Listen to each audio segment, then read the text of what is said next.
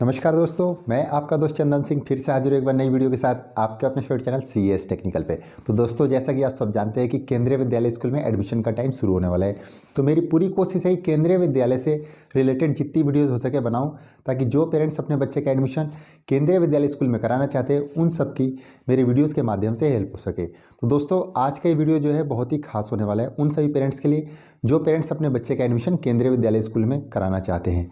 दोस्तों, आज की इस वीडियो को आप जानकारी मान लें, आपके सवालों के जवाब मान लें, हिदायतें मान लें, या आप इसको जो चाहे नाम दे दें, लेकिन ये बहुत ही इंपॉर्टेंट होने वाला है उन पेरेंट्स के लिए जो पेरेंट्स अभी रजिस्ट्रेशन का वेट कर रहे हैं। यानी कि जैसा कि आप सबको पता है कि 28 फरवरी 2022 सुबह 10 बजे से रजिस्ट्रेशन स्टार्ट होने वाले हैं। तो उन सभी पेरेंट्स के लिए बहुत ही इंपॉर्टेंट वीडियो होने वाला है, क्योंकि आज की इस वीडियो में मैं आपको कुछ महत्वपूर्ण जानकारी दूंगा जो कि एडमिशन को लेकर के बहुत ही ज़रूरी है। तो चलिए, अब मैं आपको स्क्रीन पर लेकर चलता हूँ और आपको एक एक चीज़ समझाता हूँ और आपको एक्सप्लेन करके बताता हूँ। तो चलिए स्क्रीन पर चलते हैं। तो दोस्तों, वीडियो शुरू करने से पहले मैं आपको बता दूं कि ये जितने भी मैंने पॉइंट्स उठाए हैं ये केवी के साइट से ही उठाए हैं, यानी ऑफिशियल वेबसाइट से ही लिए हैं। तो ये बिल्कुल ही केंद्रीय विद्यालय स्कूल ने साफ साफ उन्होंने इंस्ट्रक्शंस दिए हुए हैं। तो देखिए, जो पहला पॉइंट है वो लिखा हुआ है कि आपको सलाह दी जाती है कि एक बच्चे के लिए एक ही विद्यालय में कई आवेदन जमा ना करें। यदि एक ही केंद्रीय विद्यालय में एक ही बच्चे के लिए कई पंजीकरण फॉर्म जमा किए जाते हैं तो केवल अंतिम पंजीकरण फॉर्म स्वीकार किया जाएगा। डबल शिफ्ट केंद्रीय विद्यालय में प्रत्येक शिफ्ट को प्रवेश के उद्देश्य के लिए अलग विद्यालय के रूप में माना जाएगा। देखिए, मैं आपको यहाँ पे बताना चाहता हूँ कि बहुत बार ऐसा होता है कि पेरेंट्स सोचते हैं कि स्कूल को पता नहीं चलेगा और क्या करते हैं कि एक ही स्कूल में वो 2 बार 3 बार रजिस्ट्रेशन के लिए रजिस्ट्रेशन कर देते हैं अलग अलग ईमेल आईडी से, मोबाइल नंबर से। तो आप ऐसा ना करें, क्योंकि आप भले ही मोबाइल नंबर या ईमेल आईडी अलग डालें, लेकिन आप अपने बच्चे का नाम और डेट ऑफ बर्थ तो सेम डालना पड़ेगा। तो वहाँ पर क्या है कि स्कूल को पता चल जाएगा और जो वेबसाइट है उस पर पता चल जाएगा। तो ऐसे में क्या होगा कि सिर्फ वो आखिरी वाले फॉर्म को ही आपके एक्सेप्ट करेंगे, यानी जो आपने लास्ट में सबसे रजिस्ट्रेशन किया होगा उस वाले को ही एक्सेप्ट करेंगे, बाकी जो स्टार्टिंग के होंगे उनको एक्सेप्ट नहीं करेंगे। तो आप ऐसा बिल्कुल भी ना करें। उसके बाद यहाँ देखिए, जो नेक्स्ट पॉइंट लिखा हुआ है कि डबल शिफ्ट केंद्रीय विद्यालय में प्रत्येक शिफ्ट को प्रवेश के उद्देश्य के अलग अलग विद्यालयों के रूप में माना जाएगा। इसका मतलब यह है कि बहुत सारे स्कूलों में क्या होता है कि डबल शिफ्ट में पढ़ाई होती है, यानी एक सुबह का शिफ्ट होता है, एक आफ्टरनून के बाद का शिफ्ट होता है। तो मैं आपको बता दूं कि यदि वहाँ पे 2 शिफ्ट है तो आपने यदि दोनों के लिए रजिस्ट्रेशन करना है तो आप एक ही लॉगिन आईडी में कर सकते हैं। लेकिन आपने क्या करना है कि जब आप वहाँ स्कूल के डिटेल भरेंगे तो पहला स्कूल का जब डिटेल भरेंगे तो आपने फर्स्ट शिफ्ट सेलेक्ट करना है, और जब आप दूसरा स्कूल का सेलेक्ट करेंगे तो वहाँ अपने स्कूल तो सेम सेलेक्ट करना है, लेकिन आपने शिफ्ट का जो होगा वहाँ पे सेकंड शिफ्ट सेलेक्ट करना है। कहने का मतलब ये है कि जैसा कि आप सबको पता है कि टोटल 3 स्कूलों में हम अप्लाई कर सकते हैं। तो आपको सेम स्कूल के लिए लेकिन आपको 2 अलग अलग शिफ्ट का चयन करना होगा। फर्स्ट वाले स्कूल का जो ऑप्शन है वहाँ पे फर्स्ट शिफ्ट करना होगा, और जो सेकंड वाले स्कूल का ऑप्शन आएगा वहाँ पे सेम स्कूल का नाम तो लिख सकते हैं आप, लेकिन आपको वहाँ पे सेकंड शिफ्ट लिखना होगा। इस तरह से आप एक ही स्कूल में 2 अलग अलग अप्लाई कर सकते हैं। उसके बाद बात करते हैं दूसरे पॉइंट की। तो दूसरा पॉइंट देखिए, यहाँ पे लिखा हुआ है बच्चे की जन्म तिथि। ये बहुत से पेरेंट्स के डाउट है, क्योंकि वो डेट ऑफ बर्थ को लेकर के कंफ्यूज है कि उनका बच्चा जो है एडमिशन के लिए एलिजिबल है कि नहीं है। तो ये पॉइंट जो है आपका सारा डाउट क्लियर कर देगा। मैं आपको पहले यहाँ पर रीड करके दिखाता हूँ, उसके बाद मैं इसको आपको एक्सप्लेन भी कर दूंगा। देखिए, यहाँ लिखा हुआ है, कृपया नोट करें कि दिनांक 1/4/2022 को कक्षा 1 में प्रवेश के लिए बच्चों की न्यूनतम आयु 5 वर्ष एवं अधिकतम आयु 7 वर्ष होनी आवश्यक है।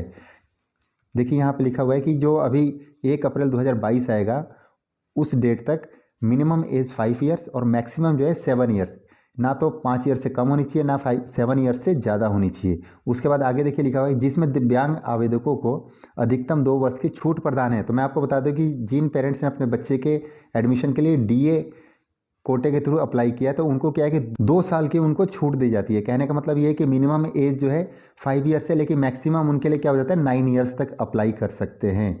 उसके बाद देखिए आगे लिखा हुआ है कि इस प्रकार दिव्यांग श्रेणी को छोड़ करके प्रवेश की इच्छुक बच्चों की जन्म तिथि की अनुमत सीमा 1/4/2015 से 1/4/2017 के बीच है।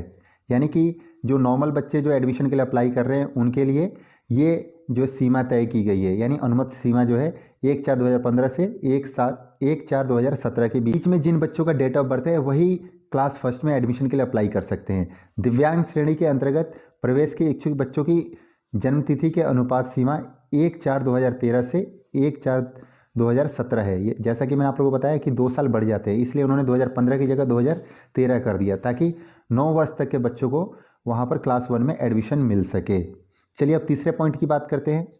यहाँ देखिए SGC सिंगल गर्ल चाइल्ड, जैसा कि मैंने बहुत सारी वीडियोज़ में बता रखा है, यहाँ पे मैं आपको बता देता हूँ कि जो पेरेंट्स सिंगल गर्ल चाइल्ड कोटे के थ्रू अपने बच्चे के एडमिशन के लिए अप्लाई कर रहे हैं तो यहाँ पर देखिए साफ साफ लिखा हुआ है कि जुड़वा या ट्रिपलेट जो बहनें होंगी सिंगल गर्ल चाइल्ड श्रेणी SGC में प्रवेश के लिए पात्र हैं, उन बच्चियों के अलग अलग पंजीकरण करना होगा, ऑनलाइन आवेदन पत्र भरना और जमा करना होगा। तो यहाँ पे साफ साफ लिखा हुआ है कि अगर मान लीजिए कि जुड़वा है या ट्रिपलेट है तो उनको अलग अलग रजिस्ट्रेशन करना होगा, तीनों बच्चियों के लिए या दोनों बच्चों के लिए। मान लीजिए कि दो किसी की बेटियां हैं तो दोनों के लिए अलग अलग होंगे, जिनकी 3 बेटियां हैं तो उनके लिए तीनों के लिए अलग अलग रजिस्ट्रेशन करना होगा, एक ही रजिस्ट्रेशन में तीनों का नहीं होगा। उसके आगे देखिए यहाँ पॉइंट लिखा हुआ है, मैं आपको पढ़ के बता देता हूँ। इकलौती कन्या संतान SGC श्रेणी के अंतर्गत प्रवेश के लिए आवेदन हेतु अभिभावकों को ऑनलाइन आवेदन फॉर्म और पोर्टल में अपेक्षित सभी आवश्यक दस्तावेजों को किसी अन्य प्रवेश आवेदन की तरह ही जमा करना होगा। इस मामले में विद्यालय जिसमें बच्चे का प्रवेश चाहिए के प्राचार्य से सीधे संपर्क करने की कोई आवश्यकता नहीं है। तो दोस्तों यहाँ पर ये पॉइंट क्लियर हो गया SGC कोटे के लिए कि किसी के अगर जुड़वा बच्चे हैं या ट्रिपलेट हैं तो वहाँ पे उन सब के लिए अलग अलग आपको रजिस्ट्रेशन करना होगा। उसके बाद बात करते हैं चौथे पॉइंट की। तो देखिए चौथा पॉइंट यहाँ पे लिखा हुआ है, निवास से विद्यालय की दूरी किलोमीटर में, यानी कि रेडियस। यहाँ पे किलोमीटर लिखा हुआ है लेकिन आपको बता दूं कि रेडियस, ऑलरेडी मैंने रेडियस को लेकर के वीडियो बनाया हुआ है कि आप रेडियस कैसे निकाल सकते हैं। यदि किसी को नहीं पता चल रहा है तो आप मेरे चैनल पर जा करके वहाँ पर चेक कर सकते हैं। तो मैं ये पढ़ के आपको बता देता हूँ। यह फील्ड केवल उन लोगों के लिए आवेदन में एक अनिवार्य फील्ड के रूप में दिखाई देगी जो निम्नलिखित श्रेणी में से एक में आवेदन कर रहे हैं: दिव्यांग, SC, ST, OBC, non creamy layer, आर्थिक रूप से कमजोर वर्ग यानी कि EWS, गरीबी रेखा के नीचे यानी BPL। अन्य सभी के लिए यह फील्ड आवेदन में उपलब्ध नहीं होगी। कहने का मतलब ये कि जो पेरेंट्स अपने बच्चे के एडमिशन के लिए RT कोटे का चयन करते हैं उन सब के लिए 5 किलोमीटर रेडियस का जो क्राइटेरिया है उसको फॉलो करना होगा। इसमें से कोई भी है, अगर SC में, ST, OBC में अगर वो इसमें RT कैटेगरी थ्रू चयन करता है एडमिशन के लिए तो उसको 5 किलोमीटर रेडियस का जो क्राइटेरिया है उसको फॉलो करना होगा। तो इसको पक्का ध्यान रखें, जब आप एडमिशन के लिए जब रजिस्ट्रेशन करेंगे तो उस टाइम वही टिक करें जिनका 5 किलोमीटर रेडियस के अंदर में घर आता है। तो इस बात का पक्का ध्यान रखें। उसके बाद चलिए मैं 5वां पॉइंट आपको दिखाता हूँ। एक बार आवेदन पत्र जमा हो जाने और एप्लीकेशन सबमिशन कोड प्राप्त होने के बाद जमा किए गए आवेदन फॉर्म को संशोधित नहीं किया जा सकता है। देखिए मैं आपको बता दूं कि जब आप रजिस्ट्रेशन करेंगे, जब आप वहां पे सारी डिटेल्स भर देंगे, उसके बाद जब आप उसको सबमिट करेंगे तो वहां पर आपको एक एप्लीकेशन सबमिशन कोड प्राप्त हो जाएगा। जैसा कि मैंने ऑलरेडी वीडियो में बता रखा है, आप उसमें कोई भी चेंजेस नहीं कर सकते हैं। तो इस बात का पक्का ध्यान रखें। उसके बाद देखिए यहाँ नीचे लिखा हुआ है, यदि आपको पता चलता है कि आपके आवेदन में गलत जानकारी दर्ज हो गई है तो आपके पास जमा किए गए आवेदन को रद्द करने का विकल्प होगा।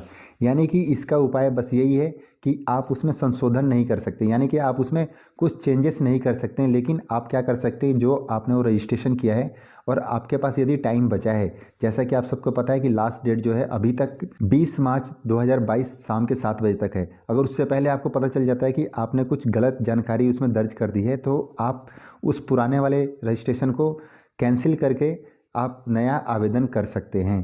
तो ये आपके पास ऑप्शन होगा। मैं ये सारे पॉइंट्स इसलिए लेकर आया क्योंकि बहुत सारे पेरेंट्स की ये डाउट थे, तो मैंने सोचा क्यों ना इन सभी टॉपिक्स को आपके सामने लाऊं और आपके साथ शेयर करूं, ताकि जो पेरेंट्स अपने बच्चे के एडमिशन के लिए अप्लाई करने वाले हैं उन सबके डाउट्स क्लियर हो सकें। तो मैं उम्मीद करता हूं कि जितनी बातें मैंने आपको बताई हैं समझ में आ गई होंगी। अगर फिर भी किसी का कोई डाउट रह गया हो तो आप मुझे कमेंट बॉक्स में कमेंट करके पूछ सकते हैं।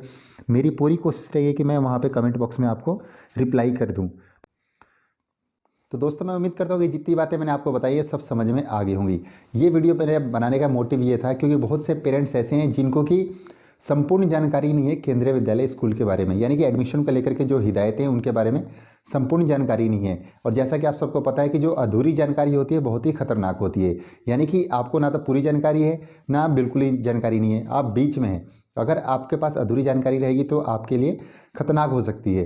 खतरनाक कहने का मतलब ये है कि यदि आप रजिस्ट्रेशन करने वाले हैं तो अगर आपको पूरी जानकारी नहीं होगी तो आप वहाँ पे कुछ ऐसी चीज़ें होंगी या कुछ ऐसे ऑप्शन होंगे जिसके ऊपर आप गलत टिक कर सकते हैं, जिसके कारण कि आपके बच्चे का जो रजिस्ट्रेशन है वो कंप्लीट नहीं हो पाएगा, या कंप्लीट तो आप कर देंगे लेकिन रिजल्ट जब आउट होगा यानी जो लॉटरी लिस्ट आउट होगा उसमें लिस्ट में नाम नहीं आएगा।